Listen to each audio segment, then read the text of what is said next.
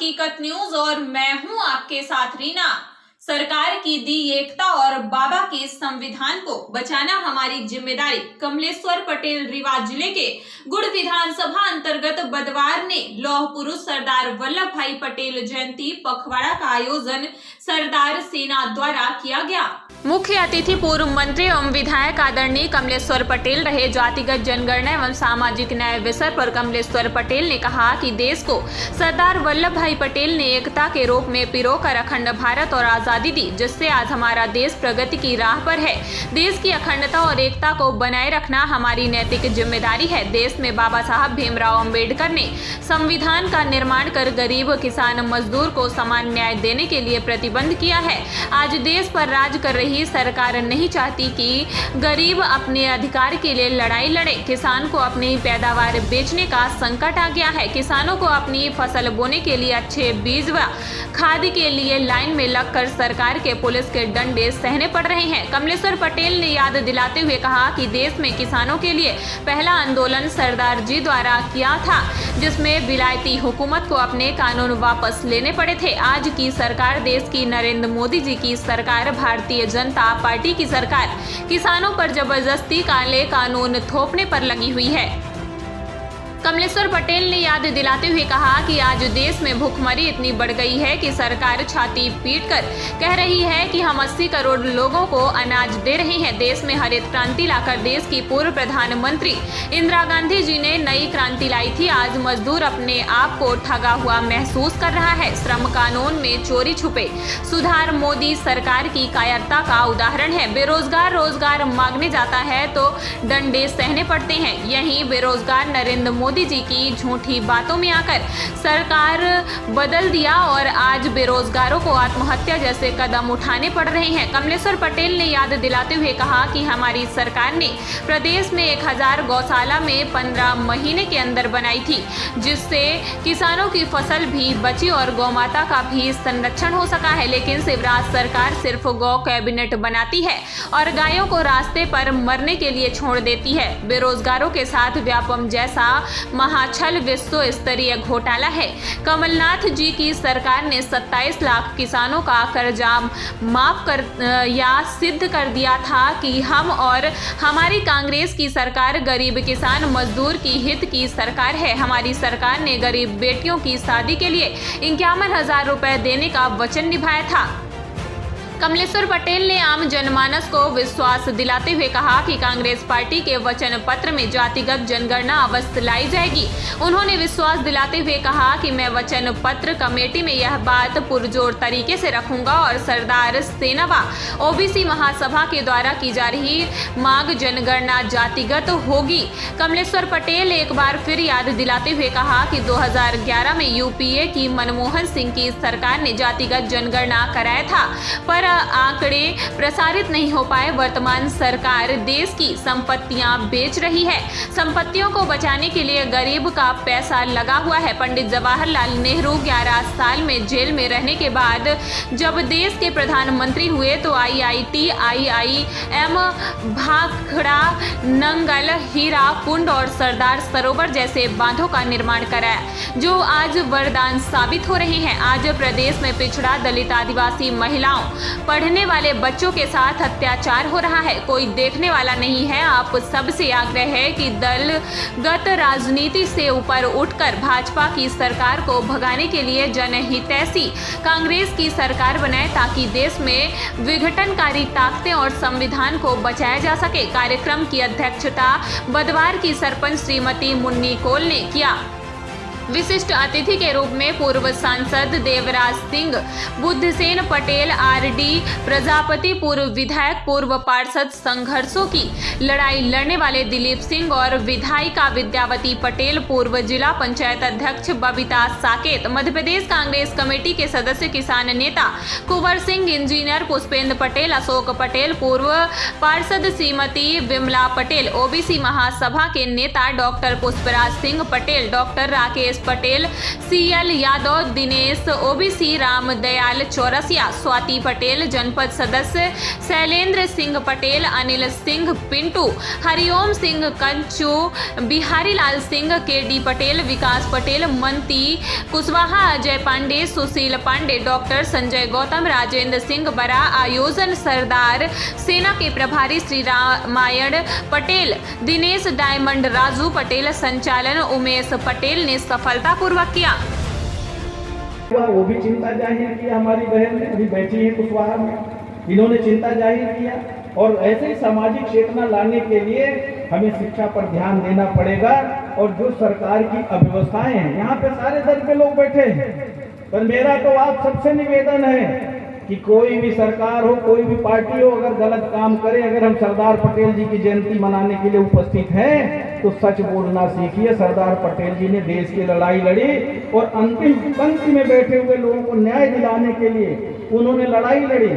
यहाँ तक कि कई उनके उदाहरण हैं कि उनकी श्रीमती जी बीमार थी, मृत्यु हो गई थी, पर उन्होंने वकील भी थे, महंगे वकील थे, बड़े वकील थे, न्याय दिलाने के लिए उन्होंने वकालत करते रहे। वो उनको किसी ने जानकारी दी, पर्ची में लिख के दिया, पर्ची जेब में रख ली।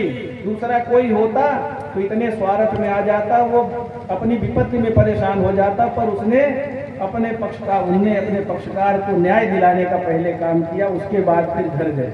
ऐसे कई बार महामारी में वहाँ पे जहाँ के रहने वाले हम गए, उनके यहाँ दांडी यात्रा में उनके घर भी गए, हमने देखा कितने सादगी भरे जीवन व्यतीत किए थे। और इंग्लैंड में अगर उस तरह उस समय पढ़ाई किए थे, बैरिस्टर बने थे, तो इतने गरीब भी नहीं थे, किसान परिवार के जरूर थे, पर सक्षम थे, सामाजिक चेतना थी। पर हमेशा उन्होंने पूरा जीवन दूसरों के लिए समर्पित कर दिया। हम सबको भी यही प्रण लेने की आवश्यकता है कि हम लोग भी समाज के लिए कुछ करें और लोगों को देने का काम करें, मदद करने का काम करें। किसी के ऊपर धन लुटाने की बात नहीं है, पर कहीं अन्याय अत्याचार हो रहा है, भ्रष्टाचार हो रहा है, सरकारें अगर गलत कर रही है, किसानों को समय पे खाद बीज नहीं मिल रहा है, महंगाई का अगर संकट है, भ्रष्टाचार है, तो कौन बोले? क्या क्या वादा करके सरकारें आई थी प्रदेश में। ये हमारी बहन लोग बैठी हैं, काकी लोग बैठी हैं, भौजी लोग बैठी हैं, प्रकट होते हैं मामा जी बच्चों के और सबको भांजा भांजी बना लेते हैं। और बदले में क्या दे रहे हैं, ये सोचिए, समझने की आवश्यकता है। आज बदले में क्या मिल रहा है? आपके पति को दारू पिला रहे हैं, बहनोई साहब को सजा दे रहे हैं। कैसी बहन? इस तरह से होता है झूठा रिश्ता क्या? उमा भारती आंदोलन करने के लिए कई बार चेतावनी दी, अब तो उन्होंने कहा कि ये सरकार अब हमारी बात नहीं सुन रही, हम तो संन्यास ले लेंगे। अरे उमा जी, हमारा आपसे निवेदन है कि आप संन्यास मत लीजिए। कई साल राजनीतिक जीवन बिताई है, खुल के लड़िए और सच बोलिए और जनता को न्याय दिलाने का काम करिए। आप अगर सत्ता की भूखी नहीं है तो संन्यास तो आपने बहुत पहले बचपन में ले लिया था, पर आपने लड़ाई लड़ी है इस प्रदेश के लिए। अभी आप आदरणीय प्रोफेसर राजमणि पटेल जी, आदरणीय उपस्थित सभी सम्मानित हमारे बड़े बुजुर्गगण, उपस्थित सभी सम्मानित माता बहन, उपस्थित सभी सम्मानित युवा साथीगण, आज के सरदार पटेल जयंती समारोह में उपस्थित सभी सम्मानित जो हमारे यहाँ पर अतिथि एक एक से लोग पधारे हैं, रीवा संभाग के भी हैं, बनारस की तरफ से भी आए हैं, कई जगह के लोग, दिल्ली से भी आई है मैडम डॉक्टर, और सबके यहाँ पर जिस तरह से उद्बोधन और विचार सामाजिक चिंतन को लेके सुना। और अभी बहुत देर तक ये कार्यक्रम चलेगा। अभी इस कार्यक्रम में हमारे प्रमुख वक्ता वरिष्ठ लोग उपस्थित हैं। क्षेत्र में हमारा कार्यक्रम पहले से तय था और हमने आयोजकों से पहले निवेदन किया था कि हम आएंगे और 1 घंटा रुकेंगे, चले जाएंगे। पर आयोजन यहाँ पर जो सबका उद्बोधन हुआ, सबने बहुत अच्छे सुझाव दिए। तो जो सामाजिक पीड़ा है उसके बारे में जिस तरह से आप सबने अपनी बात रखी है, जो सबकी चिंता है, इस चिंता को लेके हमें 2 लोगों की जय जयकार हमेशा करते रहना पड़ेगा। तभी हमें न्याय मिलेगा। एक जय संविधान और दूसरा जय सरदार पटेल। सरदार पटेल की हमेशा जय हो और संविधान की हमेशा जय हो। डॉक्टर भीमराव अम्बेडकर की हमेशा जय हो। और ये संविधान जब बना और संविधान बनाने में डॉक्टर भीमराव अम्बेडकर जी के साथ और भी लोग सदस्य थे, और जिन लोगों ने देश को आज़ादी दिलाई है, पंडित जवाहरलाल नेहरू, हमें नहीं भूलना चाहिए। कोई कितना भी भिड़ाए, तरह तरह की आजकल राजनीतिक दल के लोग बात करते हैं और आकलन कम करते हैं, पर ये देश हमें किस तरह से मिला है, कितने संघर्षों के बाद मिला है। और जो आज आग लगाने की कोशिश करते हैं, जहर बोने का काम कर रहे हैं, धर्म और जात के नाम पर लड़ाने का काम कर रहे हैं, आज़ादी के समय अंग्रेजों के साथ हाथ मिलाकर चलते थे। ये पढ़ने की जरूरत है, हमें इतिहास पढ़ने की जरूरत है। ये देश कैसे मिला? पंडित जवाहरलाल नेहरू 11 साल जेल में थे। इंदिरा जी ने बानर सेना बनाई थी, सरदार पटेल जी और पूज्य महात्मा गांधी जी, ये सब पूरक थे। पंडित जवाहरलाल नेहरू, सरदार वल्लभ भाई पटेल, मौलाना अब्दुल कलाम को नमन करते हुए आज के कार्यक्रम के मुख्य अतिथि लाखों किसान मजदूरों की लड़ाई लड़ने वाले, युवाओं बेरोजगारों की बात विधानसभा में प्रखरता से रखने वाले हम सबके नेता, पूर्व मध्य प्रदेश शासन के मंत्री, सिहावल के लाडले विधायक आदरणीय कमलेश्वर भैया जी, आदरणीय मंच की अध्यक्षता कर रही बदवार की सरपंच बहन मुन्नी देवी जी, मंच में डॉक्टर रामायण जी, पुष्पराज जी से लेकर विमला दीदी तक, आदरणीय दिलीप भैया से लेकर, सीएल भैया से लेकर, पिंटू भाई से लेकर और इंजीनियर पुष्पेंद्र सिंह जी तक, वहाँ पीछे डब्लू भाई से, दिनेश भाई से लेकर डॉक्टर साहब तक, आप सबको उम्रवार मेरी तरफ से चरण वंदन प्रणाम नमस्कार।